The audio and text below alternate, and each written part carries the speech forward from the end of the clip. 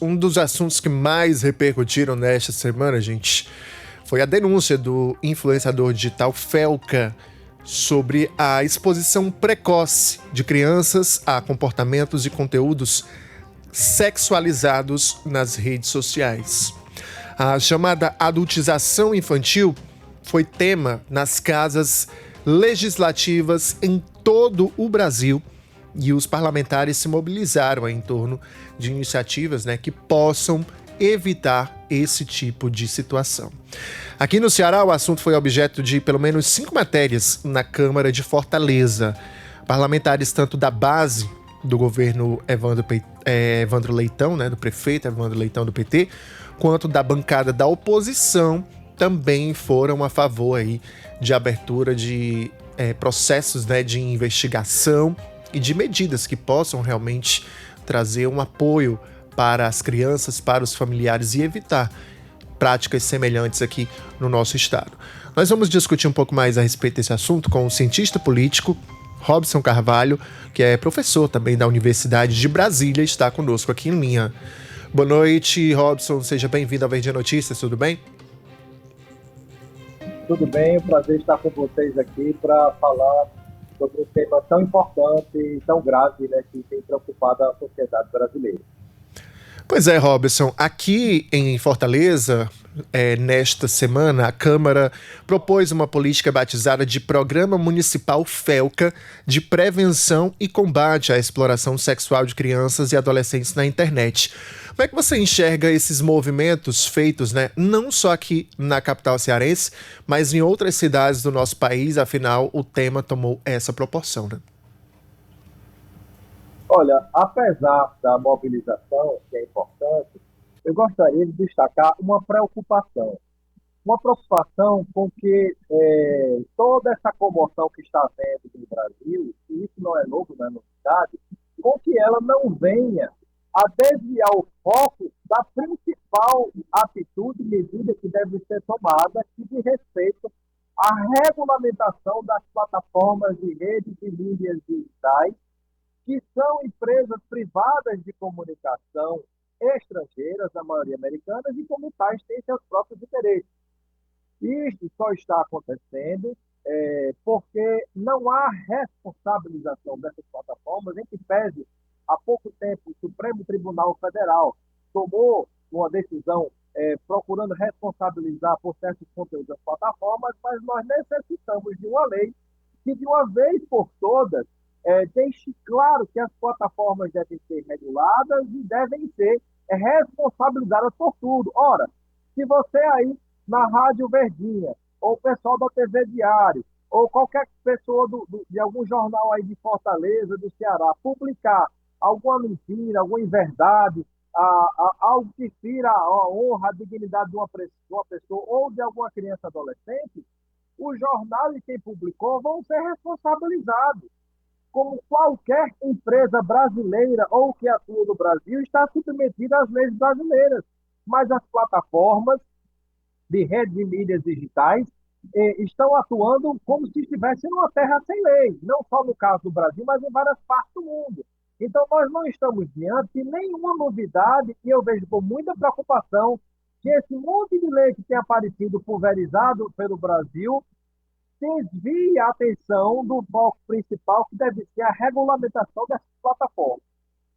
Dito isso, é importante destacar também que isso que aconteceu em relação, o que foi demonstrado na própria internet em relação a casos ligados a crianças e adolescentes, essa exposição e a adultização de imagens sexualizadas de crianças, isso que é protagonizado pelo algoritmo, acontece com tudo que você imaginar. Se você chegar no seu Instagram, no Facebook, e curtir fotos de cachorro, e de cachorro shih tzu, por exemplo, da raça shih tzu, vai ficar aparecendo um monte de fotos para você. A mesma coisa acontece em relação à política. Você vai sendo alimentado e retroalimentado com aquelas informações. E é com isso, entre outras coisas, além da interferência no debate público e no debate político eleitoral, muitas vezes com mentiras, fake news, com conteúdo falso, produzidos especificamente para esse objetivo, isso faz com que as pessoas fiquem se envolvendo com esse tipo de conteúdo, né, cada vez mais. E elas provocam um verdadeiro vício, porque elas liberam, inclusive, eu não me lembro exatamente o nome dos hormônios, acho que endorfina, algo assim, que provoca satisfação no cérebro e a gente vai ficando viciado, seja em qualquer tipo de conteúdo que for, como também essas plataformas ouvem tudo que a gente conversa. E você já deve ter percebido, já pode ter acontecido com você ou com quem está me ouvindo, me assistindo nesse momento, que às vezes você fala sobre um determinado assunto, fala sobre relógio, ou fala sobre mesa ou cadeira, algum produto, alguma coisa, daqui a pouco tá no Google, aparece na busca para você, aparece na busca para você no seu próprio e-mail, no lado do e-mail, aparece no seu Instagram a propaganda, aparece no Facebook aquela propaganda. Então, isso acontece com tudo que você imaginar. E a terceira coisa que eu gostaria de destacar, não menos importante, é que os pais, as mães, os responsáveis pelas crianças e adolescentes têm que ter muito cuidado com aquilo que estão expondo e com o que estão submetendo a essas crianças e adolescentes em relação ao contato com essas plataformas de redes de mídias digitais, com computadores, com celulares, com tablets, que eles ensinam essas crianças. Como era bom no tempo, né? Não sei se é o seu caso, quando se brincava de skate, de carrinho de rolimã, de carrinho de latinha, de uma série de outras coisas que a criança trabalhava o lúdico, né? Quando se brincava com brinquedos de fato, quando as crianças brincavam entre si de vários tipos de brincadeira, de polícia e ladrão, de pique-esconde, de esconde-esconde, tanta coisa, né? E hoje, você vê a criança, né? Muitas crianças adolescentes porque são incentivados pelos pais, pelos amigos e familiares, dizendo que, ai, como é lindo, como é inteligente essa geração, já nasce sabendo mexer nisso, que eu não sei mexer, ou o vovô ou a tia não sabe mexer. Né? Como se fosse uma coisa linda. Né? Nós temos produtos adequados para cada pessoa em cada etapa da vida. E eles não são adequados para crianças e adolescentes.